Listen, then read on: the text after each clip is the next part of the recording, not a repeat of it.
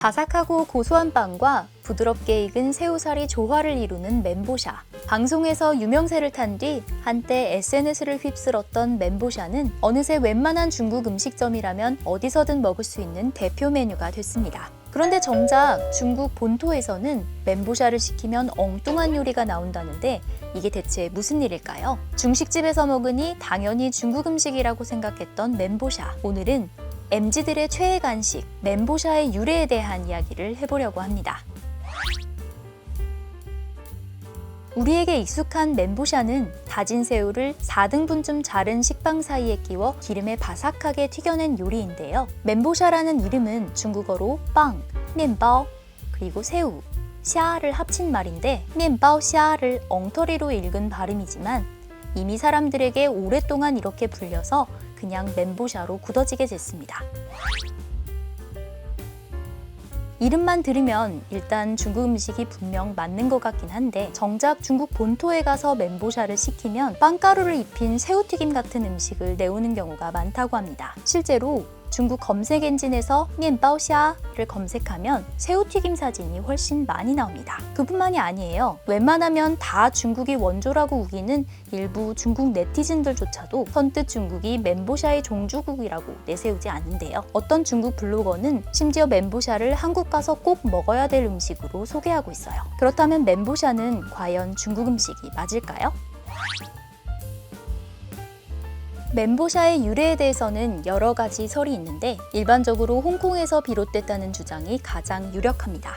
홍콩은 1997년 중국에 반환되기 전까지 영국 통치를 받았던 만큼 영국 음식 문화의 영향을 크게 받았습니다. 애프터눈 티도 그중 하나인데요. 영국인들은 오후 3시에서 4시쯤 홍차를 마시며 가벼운 음식을 곁들였는데 주로 비스킷이나 스콘, 작게 자른 핑거 샌드위치를 먹었습니다. 예를 들어 오이 샌드위치가 대표적이에요. 껍질 자른 식빵을 절반 혹은 4등분한 후 그 사이에 생 오이를 끼워서 만들었는데 청량감 때문인지 주로 여름철에 먹었죠. 멘보샤 역시 홍차와 함께 먹는 이런 핑거 샌드위치를 홍콩식으로 변형한 것이라고 합니다. 오이 샌드위치처럼 자른 식빵을 굽거나 튀긴 다음 그 위에 홍콩에서 흔히 먹는 튀긴 굴전이나 다진 새우 튀김을 얹어서 까나페 형식으로 또는 샌드위치로 만들어 먹은 것에서 비롯됐다는 거죠.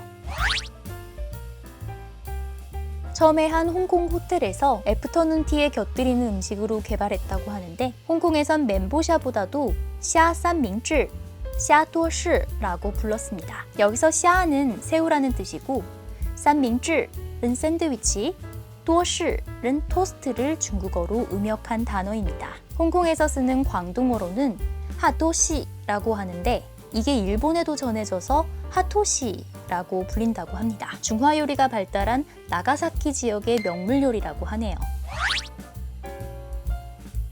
여기까지가 잘 알려진 멘보샤의 유래인데 일부 홍콩의 호사가들은 멘보샤의 뿌리를 엉뚱한 곳에서 찾기도 합니다. 바로 포보이라는 미국 음식인데요. 대부분 사람들이 듣도 보도 못한 이 생소한 음식은 자른 바게트에 튀긴 굴이나 새우를 넣어 먹는 음식인데 여러모로 멘보샤와 닮아 있습니다.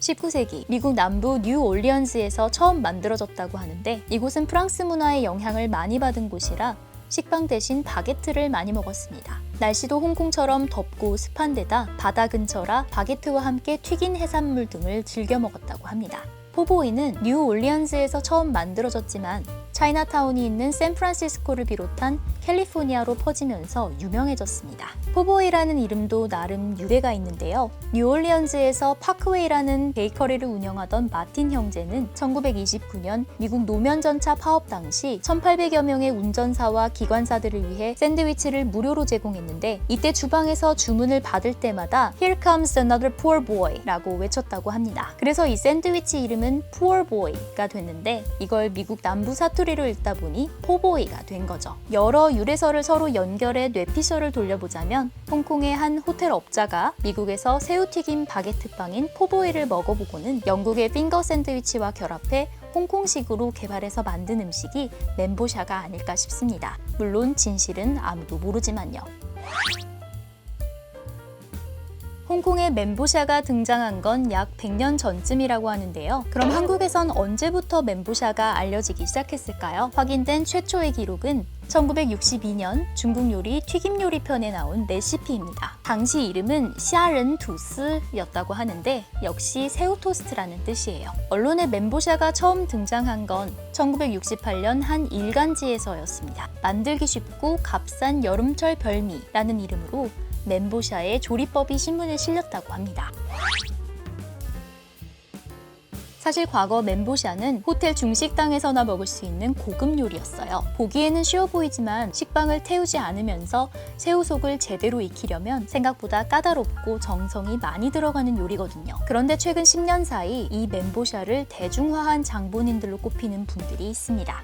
왕사부의 중식 만담으로 유명한 분이죠. 중식당 진진의 왕육성 셰프와 방송에서 활약 중인 몽란의 이연복 셰프예요. 왕육성 셰프는 호텔 요리였던 멘보샤를 대중적인 메뉴로 선보였고, 이연복 셰프는 여러 방송에서 멘보샤의 레시피를 소개해서 대중들에게 널리 알렸다는 평가를 받습니다. 이제 멘보샤는 탕수육만큼 인기 있는, 그리고 중국 음식을 좀 안다는 사람이라면 꼭 시킨다는 필수 메뉴가 됐는데요. 멘보샤가 MZ세대들의 최애 간식이 된 건 집에서 에어프라이어로 조리할 수 있는 간편식으로도 나왔기 때문이죠. 중국 사람보다 더 멘보샤에 진심인 한국인, 이 정도면 멘보샤 먹으러 한국에 한번 올만하지 않나요?